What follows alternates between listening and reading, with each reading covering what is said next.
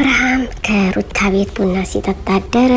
ከሩታ ወጦ ከሄርሜላ አደረ። አያችሁ ነገሩ ተዘበራረቀ። አዲስ ነገር አለ። ይህ አብርሃም ዛሬም እያምታታን ነው። ከሩታ ቤት ቡና ሊጠጡ ትናንት እሺ እኔ ልጄን አሳድጋለሁ ባለው መሰረት ዛሬ ደግሞ ከሄርሜላ ጋር አዲስ ነገር ይዞ መጣ። እውነት ግራ እየተጋባን ነው። ለምን ይሄ መሆን አለበት? ዛሬ ዘሩ ቀለጠ። እውነት ሁሉም ልቡን እየተሰበረ ይገኛል። አሰላሙ አለይኩም ወራህመቱላሂ ወበረካቱ። ውድና የተከበራችሁ የግሬሲ ቤተሰቦች እንደምን አላችሁልን? በያላችሁበት ያለ ሰላምታ ይላችሁ። እንደ ዛሬ ልባችን ተሰብሮ አውቅም። ዛሬ አብርሃም ከሄርሜላ ቤት ሄዶ ምን እያደረገ እንደሆነ ማየት ትችላላችሁ። እውነት ለመናገር ማንኛውን እንመን?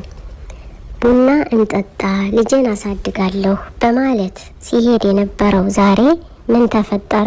ከሄርሜላ ቤት ሄዶ ፎቶ ተነስቶ ምናምን ከዚያም በኋላ ደግሞ ወደ ሩታ ቡናውን መጠጣት ብቻ ሳይሆን ልጅን ማሳደግም ነበረበት። ግን አብርሃም የሚሄድበት መንገድ አሁንም የተሳሳተ ነው። ከሄርሜላ አልለያይም ከሄርሜላ አልቀርም ማለቱ መሰለኝ። ስለዚህ ውዶች ዛሬም አዲስ ነገር ይዞ መጥቷል። እናንተ ምን ትላላችሁ? ቤተሰብ እየተጨነቀ ቤተሰብ በጎን ልጄን አሳድጋለሁ በማለት ሩታ በቃ እኔ ልጄን አሳድጋለሁኝ እኔ ካንተ ጋር መኖር ፈልጋለሁ ብላ ራሷ ይቅርታ በመጠየቋ ነው እንዴት ይህን ነገር መጠቀም ያስፈልግ?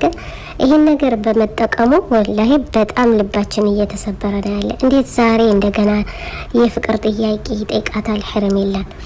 እንዴት በአበባ እንዴት ይመጣል? እንዴት ደግሞ ይህን ያክል ሰው ቢንቅ ነው? አይገርምም? እንግዲህ ውዶቼ ትናንትና ሌላ ነበር ቃሉ።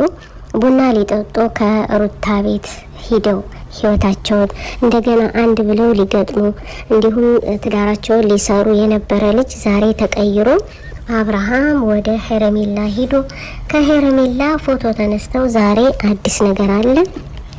ለሄርሜላ ቀለበት ሊያደርግላት ነው። እና እንግዲህ ውዶቼ የሩታ ልብ ዙሮ ተሰበረ። እውነቴን ነው የምላችሁ።